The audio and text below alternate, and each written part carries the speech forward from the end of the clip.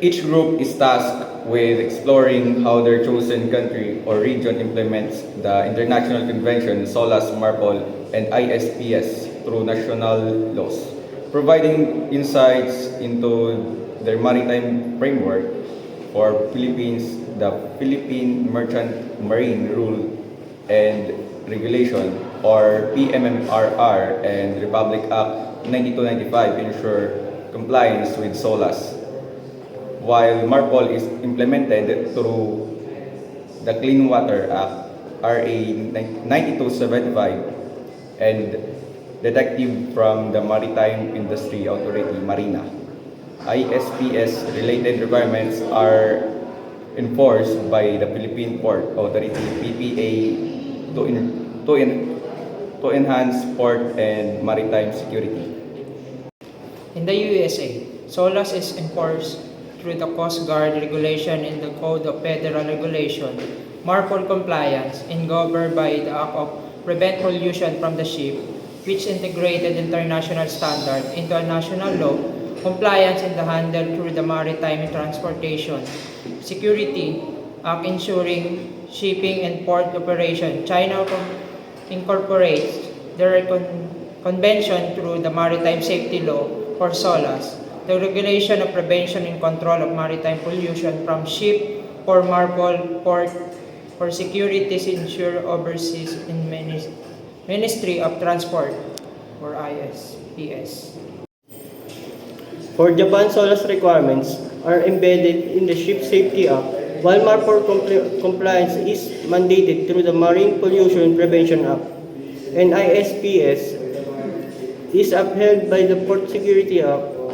To safeguard maritime infrastructures, Australia enforces SOLAS through the Navigation Act 2012, ensures MARPOL adherence by the protection of the sea, prevention of pollution from ships, Act, and addresses ISPS requirements under the Maritime Transport and Offshore Facilities Security Act 2003.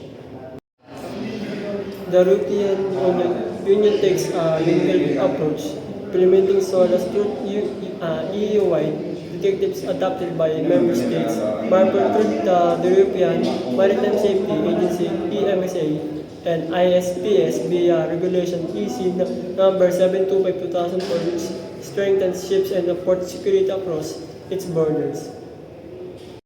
For an additional example, India integrates SOLAS provisions into the Indian Merchant Shipping Act, enforces MARPOL through the Merchant Shipping Prevention of Pollution by Oil Rules 2002, and implements ISPS under the Directorate General of Shipping and other port security measures. India enforces SOLAS through the Merchant Shipping Act 1958 as amended, which provides the legal framework for maritime safety. MARPOL is implemented via the Merchant Shipping Prevention of Pollution by Oil Rules, which establish standards for pollution prevention.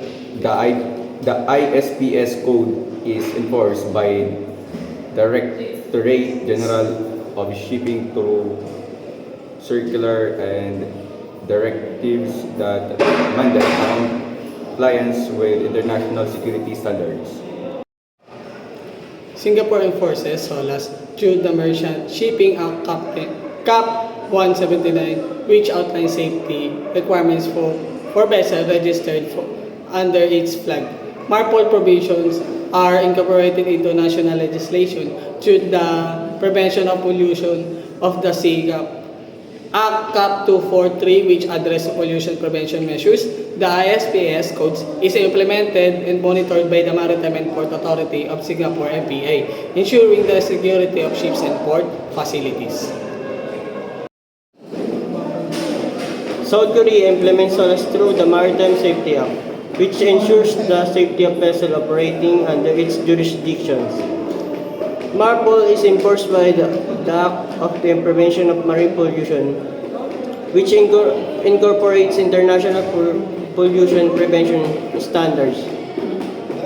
The ISPS code is implemented through the Port Facility Security Law, which mandate security measures for maritime infrastructure and operations,